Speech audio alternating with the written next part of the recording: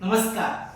Personal development म्हणजे फक्त आपल्या दिसण्यामध्ये आणि राहणीमानामध्ये बदल करणे नव्हे, तर मी तुम्हाला पर्सनल डेव्हलपमेंटचे महत्त्वाचे 10 पैलू सांगणार आहे. पहिला आहे पॉवर म्हणजेच ताकद, शारीरिक आणि मानसिक. दुसरं आहे ग्रोथ, आयुष्याच्या सगळ्या स्तरावरती. तिसरं आहे अबंडन्स म्हणजेच या ब्रह्मांडामध्ये सर्व काही विपुल प्रमाणात आहे, हा माइंडसेट. चौथा आहे सेल्फ कॉन्फिडन्स.